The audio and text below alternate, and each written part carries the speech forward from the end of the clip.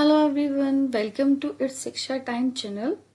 दोस्तों, आज के इस वीडियो में मैं आपको बताऊंगी कि बीएड फर्स्ट ईयर की असाइनमेंट फाइल जो है वो आपको कैसे बनानी है पेडागोगी ऑफ फिजिकल साइंस की, जिसका टॉपिक है physical science and Bloom taxonomy.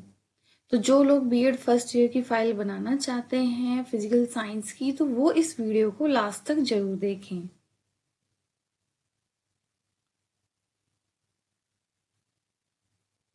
सबसे पहले आप लोगों को इंडेक्स बनाना है। इंडेक्स में आपको यहाँ पे मैंने 12 टॉपिक जो हैं वो लिखे हैं, जैसे कि meaning and definition of science क्या होता है। इसके साथ में मैंने पेज नंबर जो है वो मेंशन किया है, जिस जिस पेज नंबर पे मैंने लिखा है। इसके बाद सेकंड, थर्ड, फोर्थ, इस तरह से आपको इंडेक्स को फिल करना है, जो जो टॉपिक आपने अपनी फाइल में लिखे हैं, और उसके सामने आपको पेज नंबर लिखना है।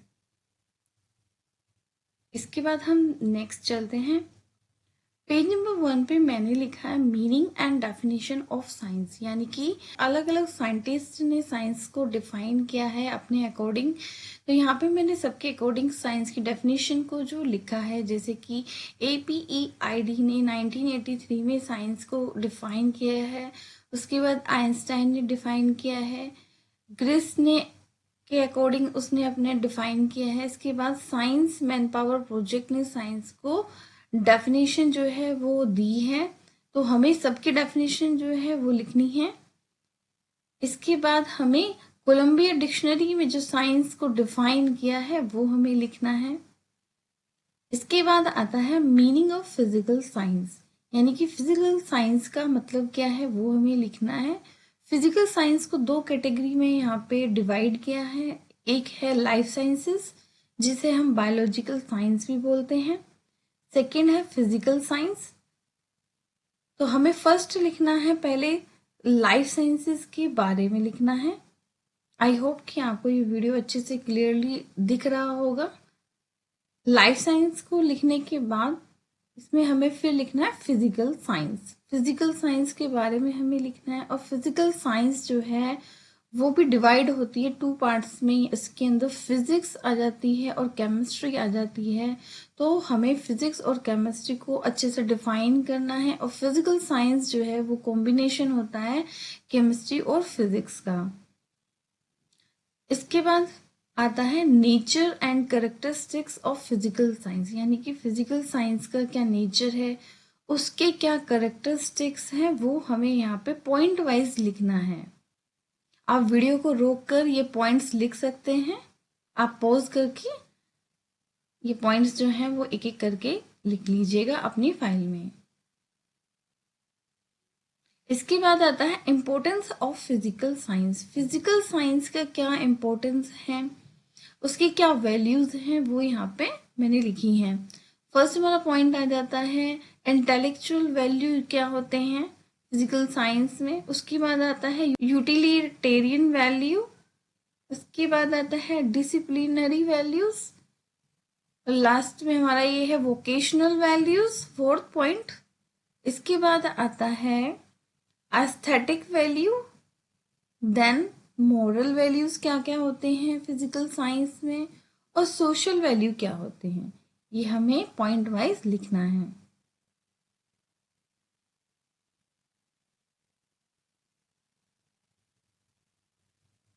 इसके बाद हम बात करेंगे ब्लूम्स टैक्सोनॉमी। ब्लूम जो है साइंटिस्ट का नाम है, जिन्होंने एजुकेशनल ऑब्जेक्टिव्स जो है वो लिखे थे।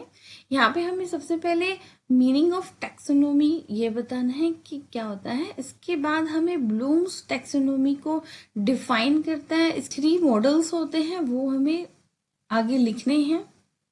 इसके बाद हमें थोड़ा हिस्ट्री बताना है, ब्लूम टैक्सोनॉमी की हिस्ट्री क्या है, कब ब्लूम टैक्सोनॉमी जो है लिखी गई थी। जैसे कि 1956 में जो कि प्रोफेसर बेंजामिन एस ब्लूम ने लिखा था। ब्लूम जो है वो फर्स्ट एडिटर थे टैक्सोनॉमी, जिन्होंने एजुकेशनल ऑब्जेक्टिव्स लिखे थे 1956 में। इसके बाद एजुकेशनल ऑब्जेक्टिव्स की हैंडबुक आई थी फर्स्ट कॉग्निटिव डोमेन के नाम से। इसके बाद हमें लिखना है बेसिस ऑफ ब्लूम टैक्सोनॉमी। इसके 4 बेसिस होते हैं, educational base, logical base, psychological और क्यूमुलेटिव बेस। इसके बाद हमें classification of teaching objectives, BS Bloom ने क्लासिफाई किया है 3 कैटेगरी में टीचिंग ऑब्जेक्टिव्स को।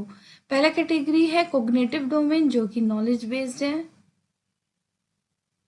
इसके बाद आता है अफेक्टिव डोमेन, जो कि फोकस करता है ऑन इमोशंस पे। थर्ड डोमेन जो है वो है doing, focus on the body, यानी कि साइकोमोटर डोमेन। इसके बाद हमें लिखना है need and importance of writing objectives in behavioural terms, यानी कि इन ऑब्जेक्टिव्स को लिखने का क्या नीड है, क्या इंपॉर्टेंस है, वो हमें पॉइंट वाइज यहाँ पे लिखना है।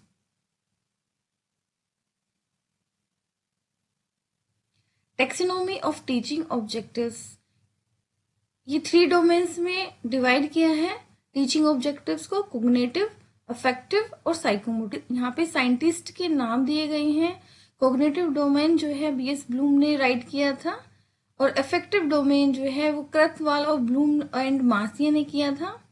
साइकोमोटिव डोमेन जो है वो सिम्पसन एंड हैरो ने 1989 में राइट किया था। कोग्निटिव डोमेन रिलेटेड है नॉलेज के, और अफेक्टिव डोमेन रिलेटेड है इमोशन से। साइकोमोटर डोमेन रिलेटेड है हमारी बॉडी से और डूइंग से। इसके बाद आ जाते हैं कैटेगरीज और levels in Bloom's taxonomy. First है कोग्निटिव डोमेन, इसके 6 ऑब्जेक्टिव्स होते हैं, जैसे कि knowledge, comprehension, application, analysis, synthesis and evolution. इसके बाद हम इसको पॉइंट वाइज, स्टेप वाइज इसको हम डिफाइन करेंगे, अच्छे से इसके बारे में बताएंगे।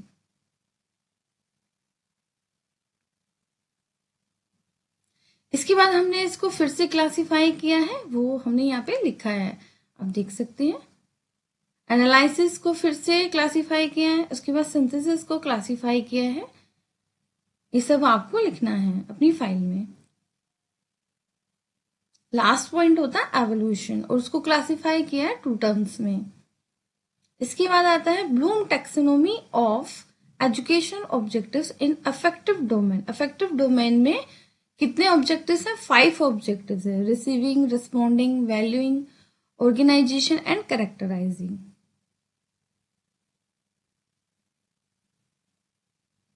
इसके बाद हमें पॉइंट वाइज इनको अच्छे से लिखना है।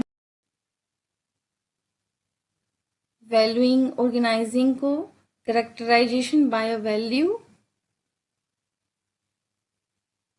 देन उसके बाद हमें Bloom taxonomy of educational objectives in psychomotor domain.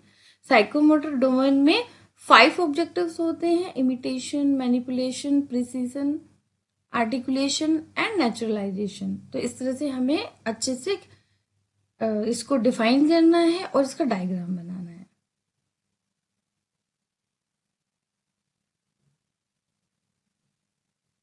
इसके बाद आता है Bloom's taxonomy revised. Bloom taxonomy को जो फर्स्ट थी वो हमारी 1956 में लिखी गई थी। इसके बाद इसको रिवाइज किया था लॉरेन एंडरसन ने इन 2001। उसके कुछ चेंजेस जो हैं वो किए थे, वो हमें यहाँ पे लिखने हैं। ये हमारे चेंजेस हैं। ओरिजिनल ब्लूम टैक्सोनॉमी क्या था, और उसके बाद रिवाइज्ड ब्लूम टैक्सोनॉमी में कुछ चेंजेस किए गए हैं, वो हमें यहाँ पे बताने हैं और उनको अच्छे से यहाँ पे पूरा प्रॉपर समझाना है, डिफाइन करना है, लिखना है उनके बारे में, जैसे कि remembering, understanding, applying, analysing, evaluating and then creating. हमें ये पॉइंट वाइज इनको अच्छे से अपनी फाइल में जो है वो प्रॉपर डिफाइन करना है, इनको लिखना है। आई होप कि आपको ये वीडियो अच्छी लगी होगी। अगर कोई डाउट है तो आप कमेंट करके पूछ सकते हैं। Thank you.